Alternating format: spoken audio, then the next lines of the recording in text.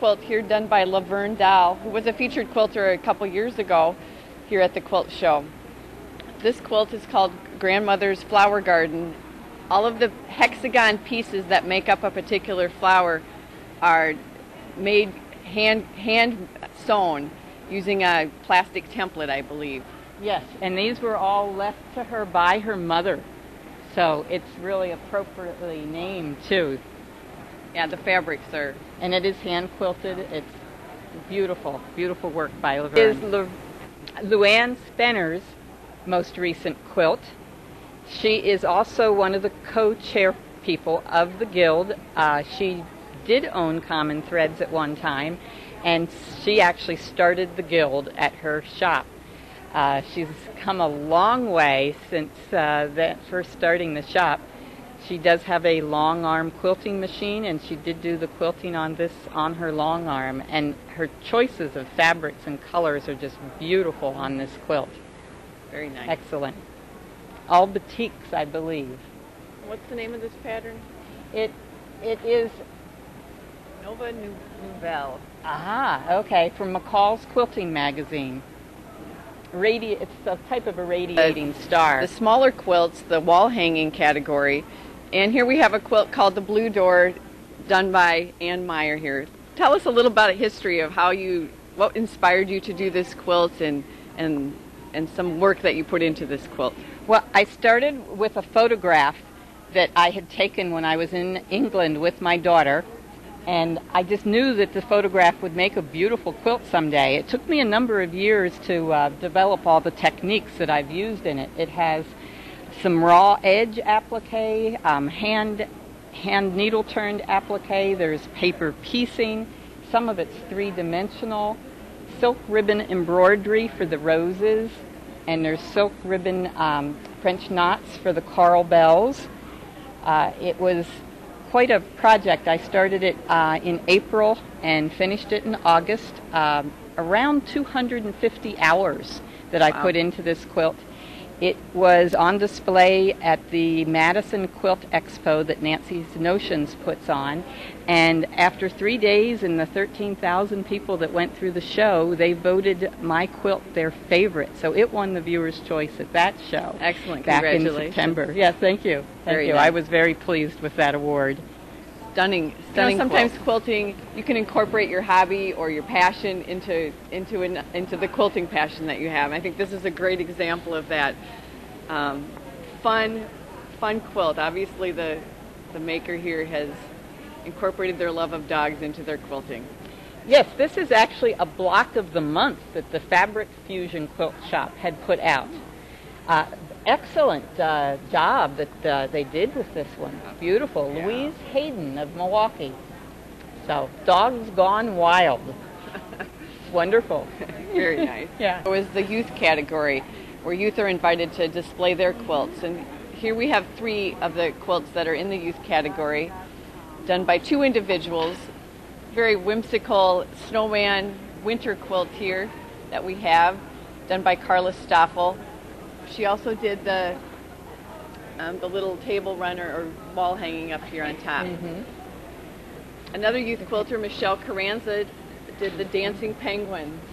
We love to see the youth get involved in quilting at a young age. Do you know how old these girls are? I believe they're both in high school. Okay. And they also belong to 4-H, which has a quilting program and encourages youth to participate in quilting. Oh, that's good. We do need that next generation to take up our craft. Exactly. Yeah. Exactly. For that last time, it'll give some hope and peace to all those people that are maybe sitting there in the hallway and watching this happen, that they'll perhaps feel a little better about their future in heaven. A special part of the exhibit, there are 5 quilts here in a row that were made by our guild members. And Colleen, it's called a round robin. So what does a round robin quilt mean? Well, a round robin is where you make a part of a quilt and then you pass it on to someone else who does another part, and they pass it on to someone else who does another part. Okay. In this case, we started with a medallion, which is the center. Mm-hmm. On this one that Norma made, her center was the little boy fishing. Okay. And In the box with her fishing buoy, she put several different pieces of fabric. okay. She passed that box on to someone else. The next person took those fabrics and made this like 9-patch border. Were they around it. allowed to add some of their own fabrics too? The owner of the box would list in it yes or no. You know, Oh, okay. on my quilt, which is the black and white one, I said you may add fabric, but only in black and white and Okay. red, no other colors. Right. This one I remember Norma had a ton of colors in it. That's right. why So, these yeah. are all the Those fabrics are all she things had. she had in there. Okay. Wow. Then Wow. the next person, I believe Nancy did the fish, Nancy Mhm. Petroviak, she did the border with the little fish on it. Very nice. Then it got passed on to someone else who did another 9-patch border with the green and white. Ah, okay. Then I did the worms and the Oh. little, what do you call them? yeah. dragonflies, you know, the bait. Yes. Yeah. Yes, the bait for the fishing in the middle. Okay. And I don't all right. remember who finished it off, but there's more fish around the outside. Nice. Oh, So we yeah. kind of kept with the Yeah. fishing theme, Uh-huh. but we used all of Norma's fabric too. different This themes, is yes. Sherry Lippard's. Sherry started with the basket quilt. Mm-hmm. Then I got it next, and I did the Rose of Sharon. Oh, all right. So On those the were thing. corners that's So not I did necessarily around it. Right. But, I mean, it's around it, but it's in Right. triangles. Ah, And then someone else did the hearts and butterflies. okay. Someone else did Mhm. this border, and then this border, and then the final. Ah, oh, very So, nice. This is Nancy Petroviak's with the apples. Oh, that's unusual for Nancy. Uh-huh. Okay.